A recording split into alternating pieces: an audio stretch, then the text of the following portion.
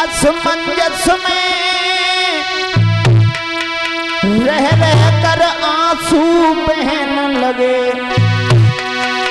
रो रो कर अपनी गाथा को वह गुरु वशिष्ठ सो कहने लगे।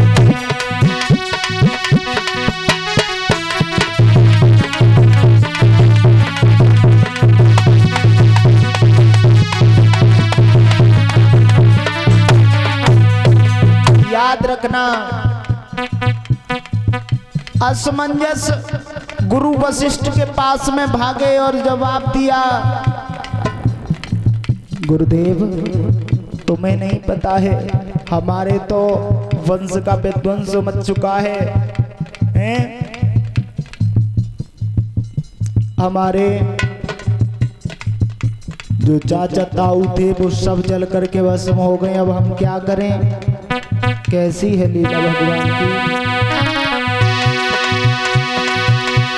बोले गुरुदेव गरीब गुलाम आज अपनी दुर्गति पर रोते हैं, इस घर में चैन कहां से है भाई, मरघट में सोते।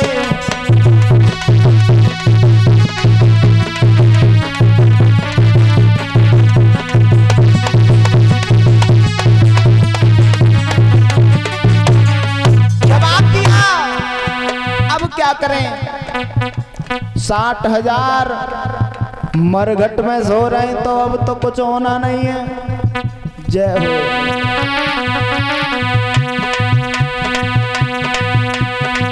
तेरी धन्य धन्य भगवान के लीला तेरी न्यारी है, प्रभु जी धन्य धन्य भगवान लीला प्यारी न्यारी है।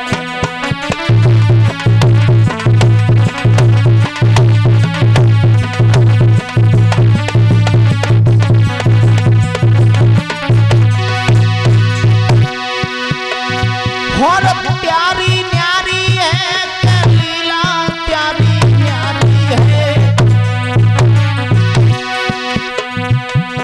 भैया मोनी है बलवान प्रभु लीला न्यारी है।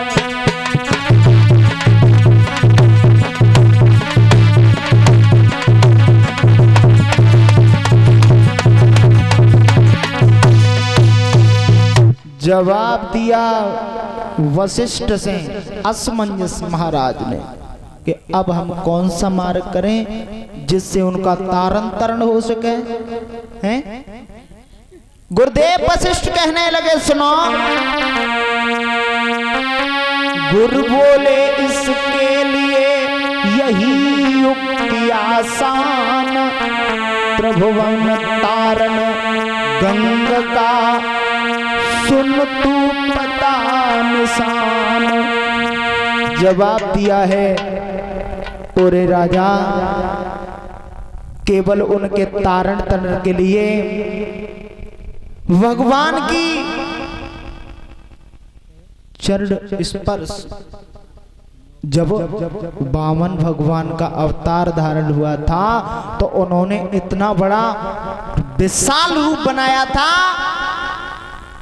कि उनका अंगूठा पर जो पसीने की बूंदी बताते हैं उसे ब्रह्मा जी ने अपने कमंडल में कर लिया था। बताओ, एक बूंद मात्र, वही गंगा का अवतार बताई गई है। वशिष्ठ कहने लगे, तुम्हें नहीं पता राजन, जब वामन भगवान थे तब उस समय नाथ का चरणों तक रख छोड़ा श्री ब्रह्मा जी ने, एवं उस परम प्रसादी को की रक्षा श्री ब्रह्मा जी।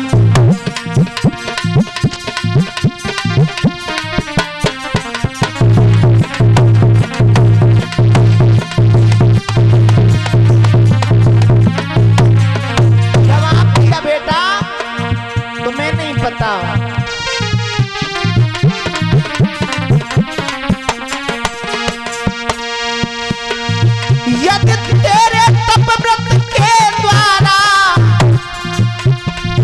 वह देवी भूमि प्रकट आएगी तो तेरे कुल के साथ साथ कल्याण लोक का आएगी।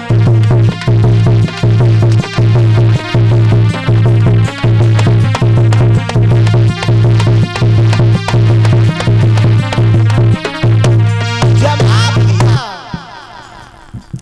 कहने लगे तुम्हें नहीं पता है, यदि तुम गंगा जी को इस पृथ्वी पर ले आओ तो तुम्हारे जितने भी भैया और जल करके राख हुए हैं उनका तारण तरण हो सकता है। असमंजस कहने लगे गुरुदेव क्या ये आप जो कह रहे हो वो सत्य है? जवाब दिया अटल सत्य है, तुम्हें नहीं पता है। वो भगवान विष्णु का चरणामृत है? और तुम जानते हो भगवान श्रीमन नारायण जी के एक एक रोम में करोड़ों ब्रह्मांड लुढ़कते हैं। इंसान आजकल आपने देखा होगा 4 गाड़ी होए और बैंक में 10 करोड़ रुपया जमा होए, 3-4 सरकारी नौकरी में बालक लग रहे होए हैं, तो आदमी फिर अपने समान काऊ को समझता नहीं है किसी को भी, क्योंकि पैसा की अहमियत। अब तुम समझो जब भगवान के एक रोम में हजारों करोड़ों ब्रह्मांड लुढ़कते हैं तो हजारों करोड़ों वर्ष तो जब लग जाएंगी कि हमारा ब्रह्मांड कौन सा है इनमें हैं? अब ब्रह्मांड मिल भी जाए तो उसमें करोड़ों वर्ष जब लग जाएंगी कि हमारी इनमें पृथ्वी कौन सी है? पृथ्वी कौन सी है? पृथ्वी करोड़ों वर्ष। अब समझो, अब जब पृथ्वी भी मिल जाए तो उसमें देखो एक पृथ्वी में मृतलोक में एक भारतवर्ष है, भारतवर्ष में फिर आ जाओ उत्तर प्रदेश है, उत्तर प्रदेश में फिर आ जाओ जिला एटा, फिर आ जाओ गांव रेजुआ हैं। अब तुम देखो कि तुम कितने बड़े पैसे वाले हो उनके सामने, कुछ हो? कुछ भी नहीं हो। जब उनकी एक पसीने की बूंद सारे संसार को तार रही है तो बताओ वो जो परमात्मा है उसके जिसने दर्शन कर लिए उसका क्या होगा है? आज असमंजस ने देरी नहीं की भाइयों, असमंजस यह बचन सुने और गमने तप के काज, और आसमान के उस समय आई है आवाज।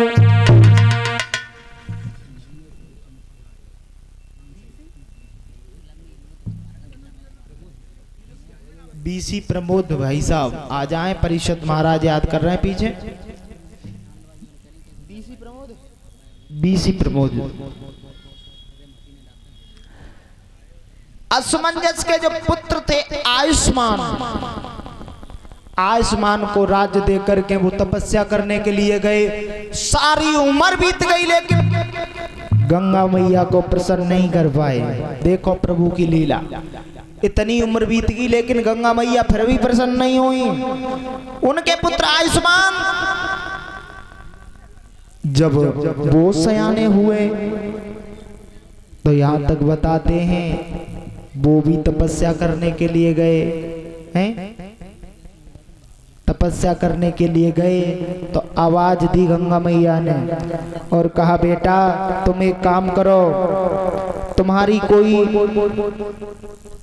वो नहीं है, इतने पुण्य नहीं है कि तुम मुझे प्रगटा सको। आपका जो पुत्र होगा वो मुझे लेकर के आएगा। अब आयुष्मान के पुत्र हुए भागीरथ। भागीरथ ने यहां तक बताते हैं भाइयों, घनघोर तपस्या करी। घनघोर तपस्या करने के बाद जब भगवान विष्णु प्रकट हुए हैं तो विष्णु भगवान कहने लगे, पुत्र यदि तूने तपस्या करी है तो तेरी तपस्या व्यर्थ नहीं जाएगी। मेरी बात सुन।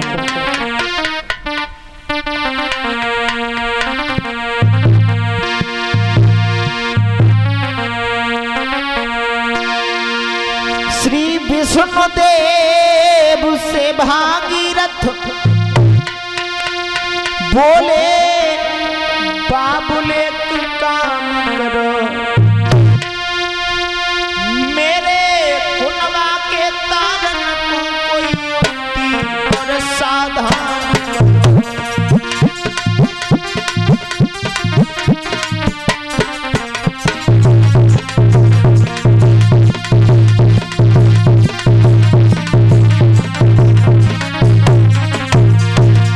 विष्णु भगवान से जवाब दिया,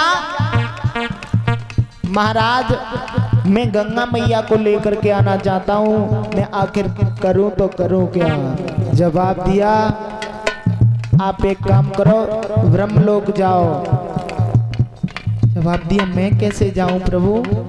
तो एक काम करो, आप मेरे साथ चलो, मैं तुम्हारे साथ चलते हैं। भगवान विष्णु साक्षात अपने भक्त के साथ गए और आवाज लगा रहे हैं भगवान विष्णु, बोले गंगा बेटी मेरी आज्ञा को अंगीकार करो, तुम सात भागीरथ के, तुम जाओ सात भागीरथ के, उन पतितों का उद्धार करो।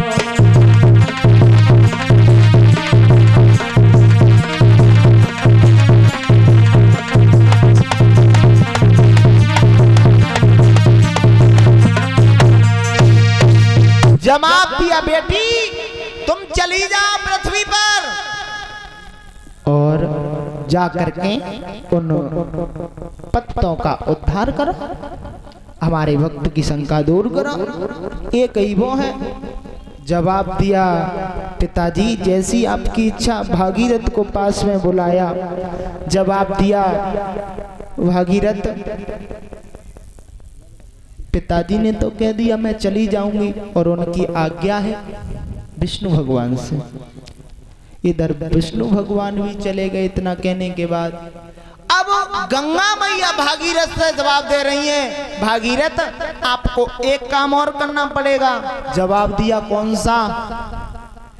कि आपको भूतनाथ भोले बाबा की तपस्या करनी पड़ेगी।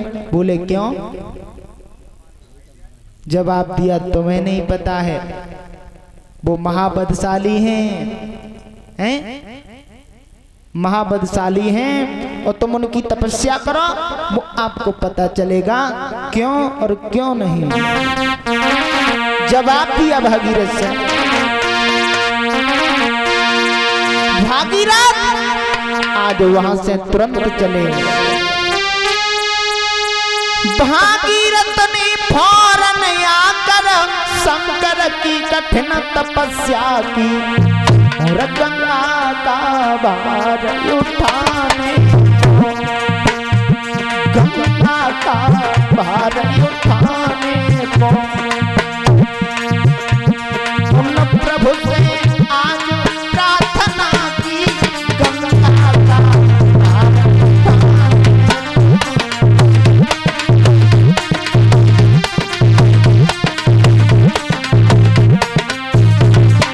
जवाब दिया। जब तपस्या करने के बाद भोले बाबा प्रकट हुए, जवाब दिया, पुत्र क्या चाहते हो। भागीरथ ने जवाब दिया, प्रभु मैं कुछ नहीं चाहता हूँ, गंगा मैया ने कहा है तुम्हारी तपस्या करने के लिए, आप उनका भार सहन करो। अच्छा हाँ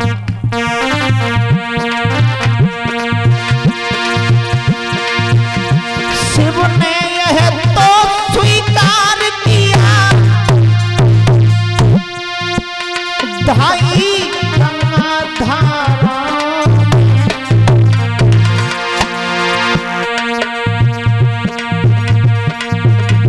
पर आते आते लोट हुई शंकर की जटिल जटाओं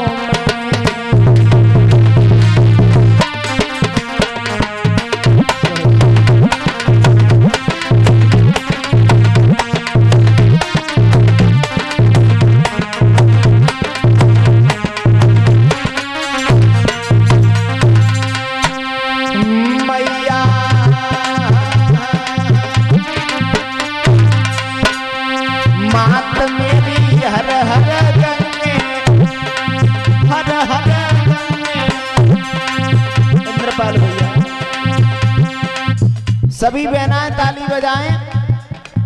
वो काबा के कान में गुजर गुजर बा के कान में गुजर गुजर हेकार और मेरी समझ में आ रही है। सभी बहनाएं और सभी भाई भगवान के दरबार में बैठे हो, कम से कम आंखों में पानी है तो सुनो, ताली बजाओ। ए मात मेरी हर हर हर हर तू स्वर्ग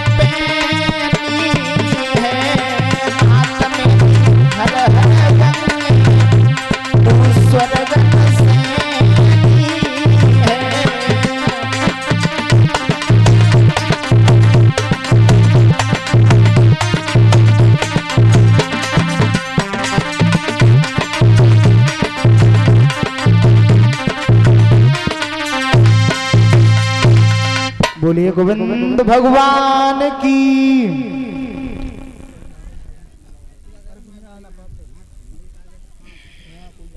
चार अलंग अलल अलल है रही है।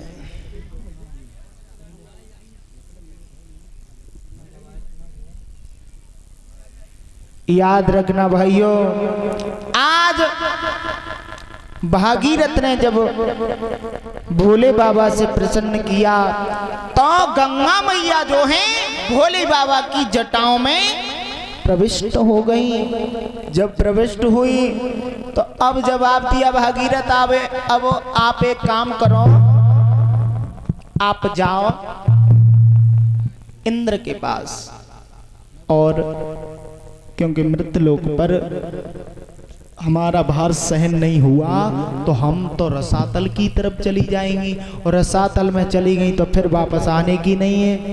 तो आप जो ऐरावत हाथी है इंद्र का, उससे गुहार करो कि हमारा पृथ्वी पर बोझ सहन करे। भागीरथ भागे, क्योंकि मतलब था है तारण तरण कराना था अपने कुनवा का, इस वजह से आज भागीरथ भागे, ऐरावत के पास में जवाब दिया, आप तो हमारे लिए प्रभु हो, गंगा मैया का आदेश है, आपसे आज्ञा मंगवाई है, यदि आपकी इच्छा हो तो चलो उनका भार सहन कर लो। ऐरावत ने जवाब दिया, सुनो, यदि गंगा मुझसे विवाह करे तो मैं उसका भार सहन करूंगा नहीं, मैं नहीं करूंगा। अच्छा चलो ये भी पूछ करके आते हैं कि वो भार सहन करें, वो मतलब विवाह तुमसे करेंगी या नहीं। भागे वे तो बीच के लटकन ते बिते। गंगा मैया, ऐरावती तो ये कह रहा है यदि आप मेरे साथ विवाह कर लो तो मैं भार सहन करूंगा, नहीं मैं नहीं कर रहा। अब भागीरथ से गंगा मैया ने जवाब दिया, तुम फिर जाओ और कह दो मैं विवाह करूंगी, लेकिन यदि 3 तपेड़ा सहन है गए तो विवाह कर लूंगी, और न भय तो तुम्हारी जय श्री राधे है ही जाए। जवाब दो। अब तो फिर भागे। जवाब दो ऐरावती प्रभु। वे तो तैयार हैं, बड़े खुश भये, बड़े खुश भये। अब क्या था, अब तो जवाब दिया। अच्छा तैयार है, क्या मांगे, लेकिन उनकी शर्त है। क्या शर्त है? कि शर्त ये है कि विवाह तो कर लेंगी, लेकिन आपको 3 तपेड़ा सहन करने पड़ेंगे। जवाब दो, 3 कोई ज्यादा है, जब हम उनको बाहर सहन कर रहे हैं तो थपेड़े सहन करेंगे कि अच्छा ठीक है। हुआ ऐसा भाइयों, जब गंगा मैया आई इधर, तैयार है कौन? वही हाथी। कैसी है लीला भगवान की। जैसे ही गंगा मैया का भान तो सहन कर लिया, लेकिन बारी आई थपेड़न की। कैसी वह लीला है प्रभु की।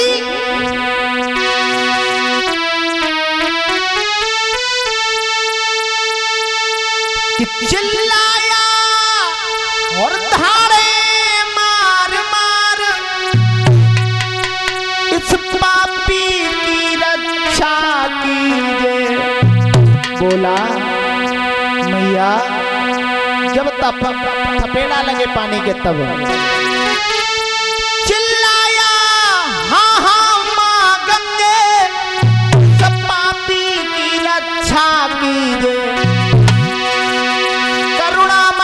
करुणा करके इस अदम पर कृपा की।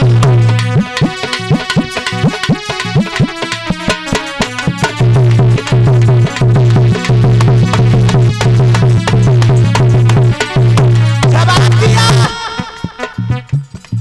पहलो दूसरो तीसरो गंगा मैया तो तीनों एक संग थपेड़ा दे। सो बुरी गत हुई गई, मुंह में पाई, अंदर पाई, भीतर पाई, बाहर पाई। अब चिल्लाया, ओ मैया, मैया में प्राण बचाओ, अब ना कहूँ। एक बार तो मैंने कही कि विवाह करूंगा,